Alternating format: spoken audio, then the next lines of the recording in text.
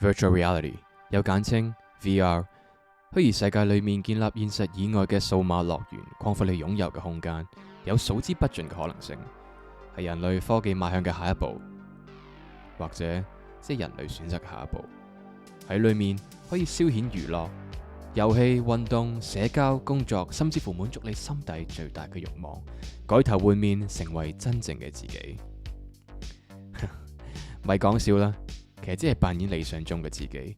呢一種虛擬生活，只係俾人逃離現實，蒙住雙眼，先呃自己尋求心靈嘅安慰，係空虛、寂寞、孤單、憂鬱嘅解決方案。不過一個虛擬嘅世界，只係填補虛擬嘅心靈。因為每當我哋除低個眼罩，我哋又翻嚟現實。戴翻個眼罩先。不過虛擬嘅現實就唔係真嘅啦咩？我哋喺裏面花嘅所有時間同體驗，唔通通通都係假？你又點能夠界定呢個世界就係真嘅？虛擬嘅世界就係假？你有咩證據？而家我哋咪會喺一個虛擬嘅世界裏面，而我哋只係電腦之中嘅浮動數字，等緊下一步運算，而我哋叫佢做生活。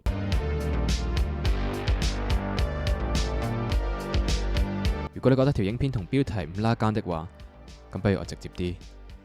今日我哋用呢一個加埋 Google Earth VR 去旅行。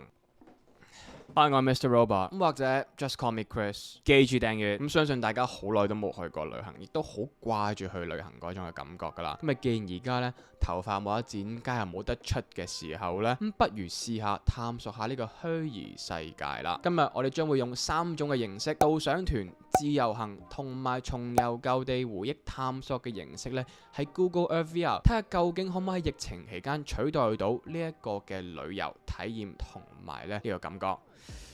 事不宜遲 ，Let's go。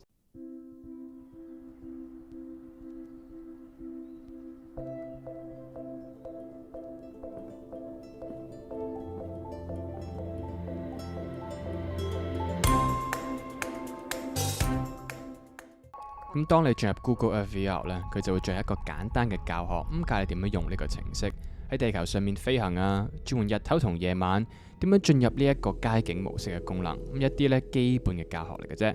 咁然之後咧就會開始第一度嘅導賞團，咁為咗大家一齊體驗下呢一個導賞團係咩感覺，咁啊先肅靜一下啦。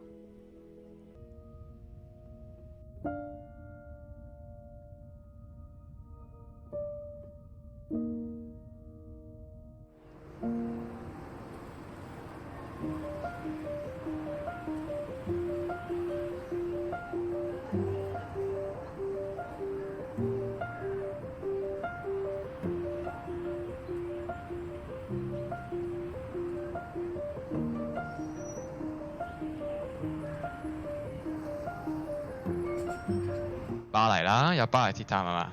呀，原來咁近㗎咋？嗰度係我唔知 Inception 裏邊有 show 過，但係我唔記得咗嗰個叫咩名。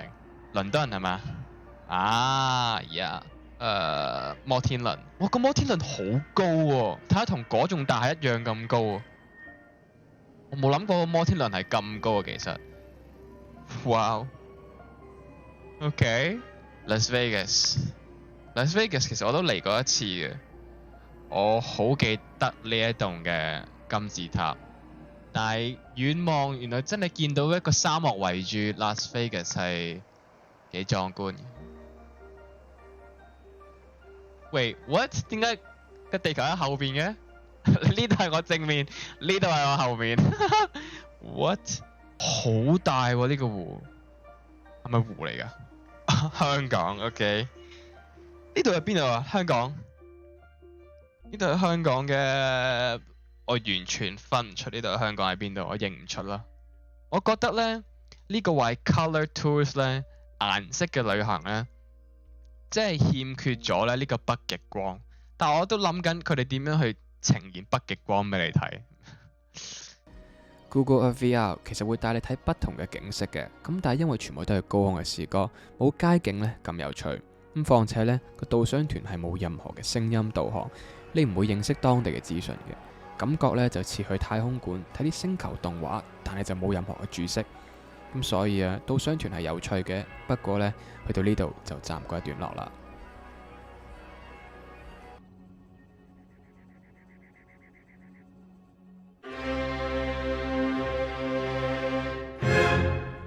咁而家咧，我哋就去自由行嘅時間啦。咁自由行咧，我 plan 咗去3個地方嘅，咁分別就係法國啦、伊斯坦布啦，即係土耳其，而第3個咧就係阿姆斯特丹嘅。呢3個地方咧喺我嘅印象同埋腦海之中啦，睇唔同嘅即係片啊，都覺得係非常之靚嘅。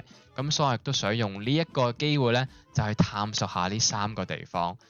咁我諗自由行嘅探索最開心就係一定可以自由自在咁飛㗎啦。但係其實如果你淨係話睇住啲建築物呢，唔係真係太吸引嘅，因為你見到其實全部都係好一格格正方形。咁反而呢，我想做嘅嘢呢，就係巴黎鐵塔，飛過去，然之後喺地下，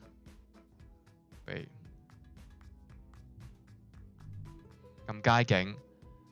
呢一個街景模式呢，就真係俾我好似一個遊客去探索巴黎啦。我咁樣撳，睇唔同嘅地方。巴黎鐵塔喺邊啊？我特登飛去巴黎鐵塔嘅塔底，但我見唔到巴黎鐵塔。我哋揾巴黎鐵塔先。巴黎鐵塔喺度啦。我哋之前學過就係可以咧轉呢一個嘅時間做夜晚，係咪啊？OK， 我哋要離開街景先，離開街景，將佢變夜晚。然之後入翻街景。佢冇俾我，佢冇夜晚嘅街景可以俾我睇喎。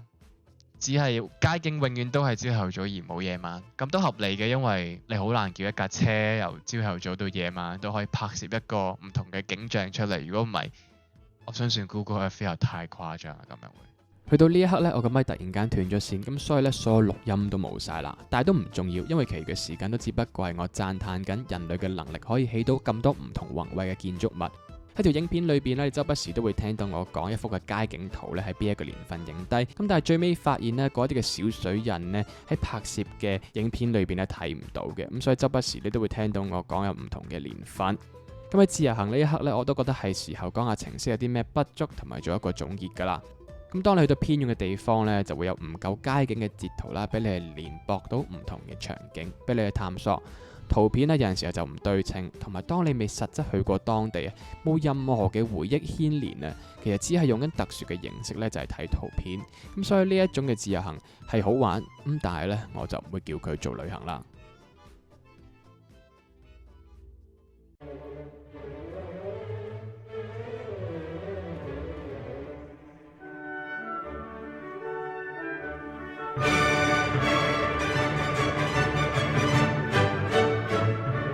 呢一度係斯德哥爾摩嘅火車總站，亦都好似係我去 Stockholm 嗰陣時候第一個叫做真正拍攝，你覺得真係到咗 Stockholm 啦嘅感覺嘅地方。不過嚟到 Stockholm 咧，回憶探索，我有幾個地方我真係想去睇同埋揾嘅。咁啊，第一啦就係我住嗰間嘅 hostel 喺邊一度。咁第二咧就係去翻呢一個舊城 Gamla Stan。第三個地方就係揾呢一個溜冰場。可能途中我哋探索，我都會講下一啲我喺 Stockholm 經歷過嘅故仔，但係我冇喺影片同大家講過嘅。我估唔到我真係翻咗嚟。哇！OK， 唔嘥時間啦。好啦，我哋而家喺呢一個嘅火車站中心呢，就對外啦。而如果我冇記錯的話呢，我住間 hostel 呢，就會係一直向呢邊咁樣行噶啦。希望夠呢一個嘅截圖，夠呢個圖片俾我哋一直沿住去揾我哋嗰間嘅 hostel。Let's go。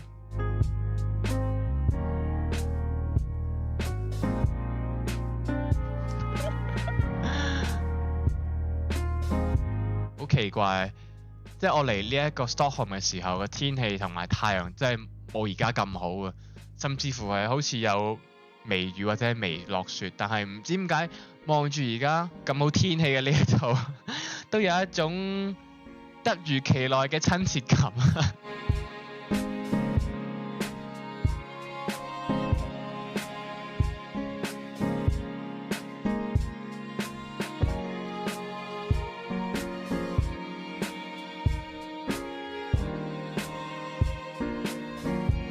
嗱，我認得呢一度啦，因為呢一度呢，有一間戲院嘅地方。而我一開始嚟嗰陣時候，我就即刻覺得呢度好靚，唔知點解，我就影咗幅相。There's no business like show business and the business we know。我哋距離呢一個嘅 hostel 唔遠啦，我哋繼續去。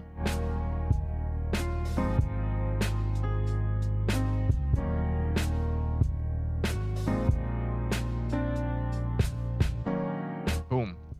我哋到啦，我哋到呢一間嘅 hostel City Backpack。隔離呢一度呢，其實有一間餐廳嘅，同埋呢間 City Backpacker 呢係好好啦，因為你入到去嗰陣時候 check in 呢，佢就會俾一啲嘅 coupon 你，就係可能去隔離嗰間餐廳度攞啲嘅折扣呢，就去買啤酒啊，或者係買肉丸食嘅。我記得好似有咩免費細啤酒，或者係買一送一啤酒。咁就鼓勵咧，其實留喺呢間 hostel 嘅人就去社交聯誼下。佢有個牌寫住啲嘢㗎。嗱，你見到咧，呢一度有個 LGBT 嘅一支旗仔啦。咁上邊咧就寫住一啲嘢嘅，上面就寫住話我哋係無分呢一個嘅種族國籍啦，亦都係唔容許任何嘅歧視，大家都係一家人咁樣。咁所以喺呢個 City Backpacker 裏邊，其實我都認識咗好多唔同個性嘅人喺裏邊咧。我唔想講得咁明顯啊。咁不過係一個好同人社交嘅環境，好融洽嘅一個地方。我哋如果繼續直上咧，我哋就會見到我當時候去過嗰個嘅超級市場，係我第一晚去嘅超級市場。咁我哋試下睇下，我哋上去仲揾唔揾到呢一間嘅超級市場先。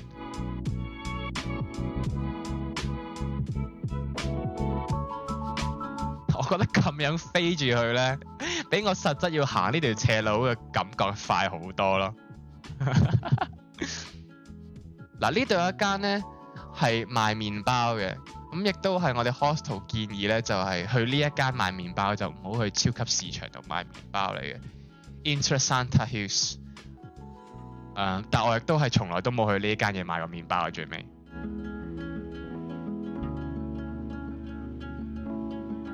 我哋就到啦，我哋就到啦。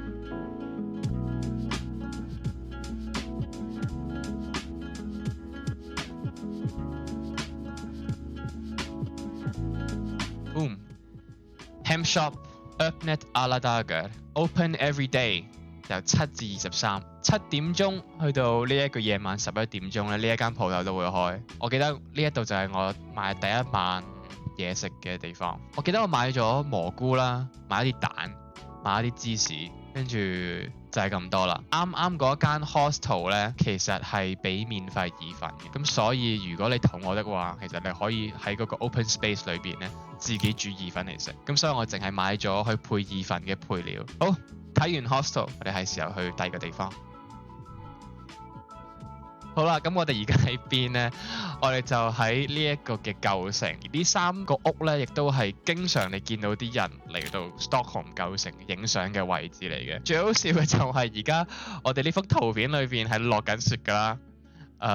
但係我嚟緊嗰陣時候呢，係冇落雪嘅。咁所以呢，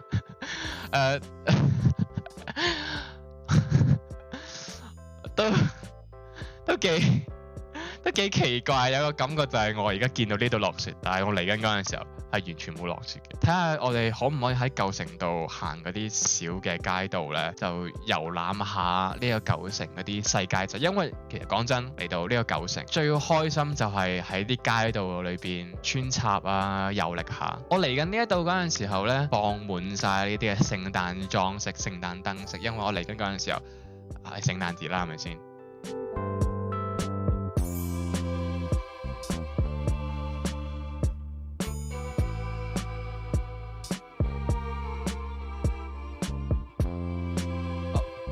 冇圖片啦，我揾到呢一個嘅熱狗檔。我唔清楚呢個熱狗檔係咪同我嚟緊嗰陣時嘅熱狗檔一樣啦。不過如果係的話，咁呢個熱狗檔都幾犀利。我諗佢都賺好多旅遊客錢，係咪先？好啦，我哋而家究竟喺邊呢？呢一度呢，其實就係望住舊城啱啱話 Open Plaza 嗰個位置嚟嘅。而呢一度呢，其實有一啲嘅觀望塔啦，或者係觀望平台嘅位呢，俾你去影相，去影翻呢個舊城嗰個位置，睇一個比較宏觀靚嘅景象，就要嚟呢一度嗰啲平台度影呢邊啲相，我亦都喺呢度影咗好幾幅相去留念。我亦都有幅相係攞緊嚟做 wallpaper。我成日都覺得咧喺右下角紅色衫嗰個咧有啲似 Greta Thunberg， 但我唔知點解啦，只不過係我腦海中一個嘅錯覺嚟嘅啫。啱啱個觀望台咧就係呢一架巴士後邊咧就係阻住咗我哋嘅視線啦。但係如果你望住呢一度上面嗰個角落頭我指緊嗰個位置咧，我第一日喺呢個 Stockholm 見到雪嘅日子咧影嘢嗰個地方嚟嘅，你去唔到呢一度嘅，因為呢一度好似一間餐廳咧就係擋住你，得餐廳嘅人先至可以出到去後邊呢個位置，亦都係好難先至上到去嘅。點解話上去呢度係咁困難呢？就因為你需要經過呢度裏邊嘅唔同街道咧，去一座嘅小山丘後邊，然之後駁上去嘅，所以行上去都其實幾辛苦。見到啦，呢一棟咧係俾架餐廳阻住咗，我只係可以喺前邊呢一度咧就拍嘢嘅啫。咁當日終於都落雪啦，所以啲屋咧都終於鋪滿晒雪嘅。OK， 我最後想喺城市中心嚟嘅地方就係呢一度啦，同我認識嘅嘢完全唔同啊！呢一度應該係冰嚟嘅，我唔知道究竟佢個溜冰場係咪冬天嗰陣時先至會興建，而家見到係一個 open space plaza 咁樣俾人嚟呢度去曬下太陽，去社交下，有啲奇怪。呢一度係嗰個溜冰場嘅原因就係因為呢一個嘅建築物溜冰嗰陣時係圍住呢一個人。我好出奇就係原來呢一個地方可能喺冬天嗰陣時候先至變成溜冰場，而喺夏天嗰陣時候係整一啲仿草嘅環境俾人去休息去娛樂。哇！呢個係我完全冇想像到嘅嘢，因為我一嚟呢一個位嗰陣時候，我希望見到嘅就係一個溜冰場。我幾肯定係呢一度，因為我記得嗰啲嘅座位都存在嘅，但我估唔到原來呢一度係唔係長時間都係一個溜冰場。哇！OK， 咁嚟到瑞典呢，我仲有一個地方咧想帶大家去，就係喺我啲片裏邊咧你見唔到嘅地方。好啦，我哋嚟到啦，咁呢一度係 Luleå， 咁亦都係呢一個瑞典嘅偏北部一個城市啦。而呢個 City Sleep 咧就係我喺Luleå 第一晚過夜嗰一間嘅 hostel。有幾個地方我想喺 Luleå 度揾嘅，佢一間嘅餐廳，然之後我哋再去佢一個嘅旅遊景點啊。冇錯，睇下我揾唔揾得翻，因為我都唔係好清楚條路喺邊。嗱，嗰間餐廳其實好簡單，就沿住呢一度直行就到噶啦。嗱，希望咧仲喺度，希望咧仲喺度，希望咧我哋 skip 咗，我哋翻頭少少。哦，變咗啦，冇理由嘅，嗰間餐廳仲喺度嘅。呢一間啊？唔係，定係我前咗一條街咧？冇理由啊，喺呢一度呢條街噶啦，唔通真係執咗？唔通真係執咗間餐廳？似乎就執咗啦。唉，搵唔翻我嚟嗰陣時間餐廳。嗱，我想搵嗰間餐廳咧，就係呢一個位嘅，咁叫做 Max， 或者係嗰個位，但係呢兩個位都冇嗰間餐廳就算啦。Max 唔係一間話太特別嘅餐廳嚟嘅，只不過係喺瑞典一個連鎖快餐店。咁但係咧，裏邊食嘅漢堡包咧，哇，係極度好食。我喺呢一間嘅 Max 或者而家唔係 Max 嘅地方有好多回憶。冇理由噶，真係執咗咩？定係我早咗一條街出啊？我試下，唔係我遲咗條街出，我試下早一條街出先。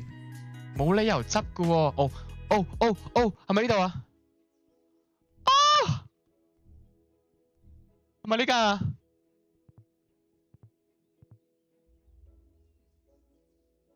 係嘛？OK，我冇得再向前，不過真係執咗啦。我記得係呢一度嘅，係呢一條街，但係都係執咗啦。喺呢一條街，亦都嗰陣時係冇呢一個 Systembolaget嘅，呢一度就係個 Max。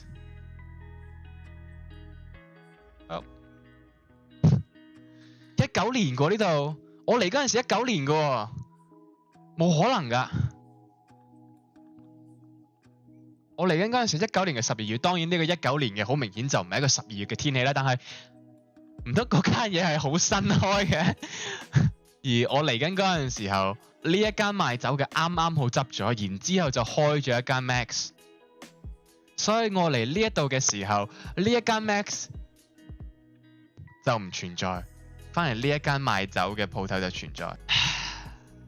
我揾唔到嗰間快餐店。OK， 下一度。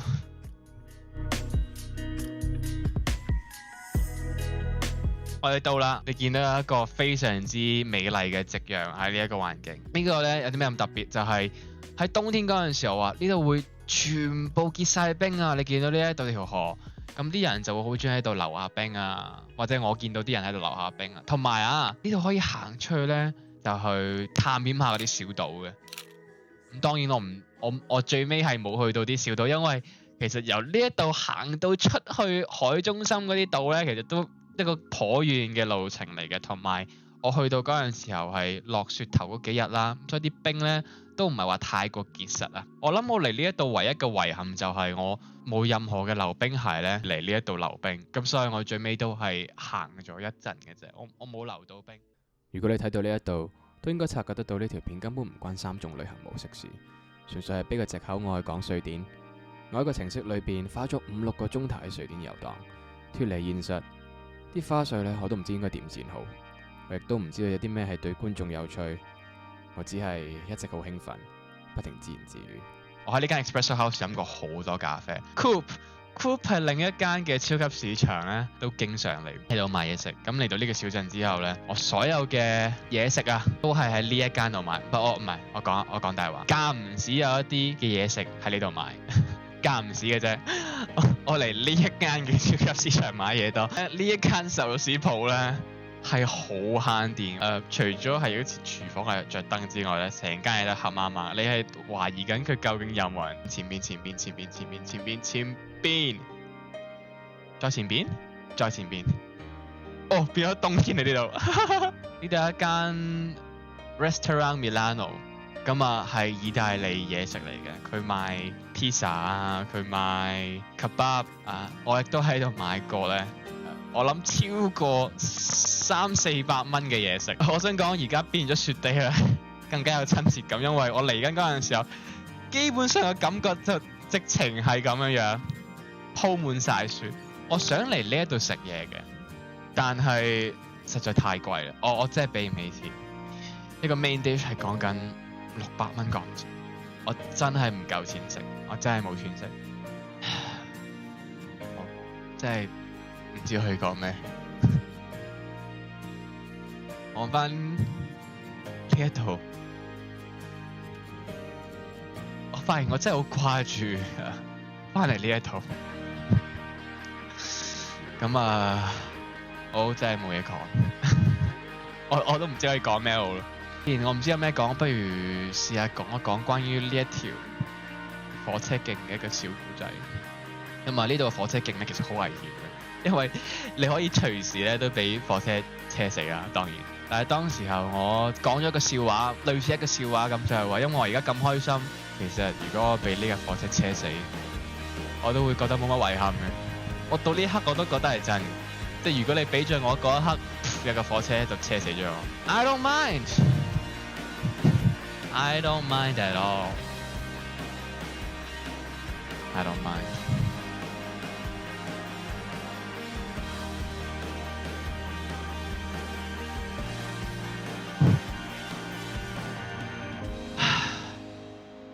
VR 雖然冇辦法可以取替到去旅行嘅體驗，但係就可以俾我去揾翻一啲快樂嘅回憶。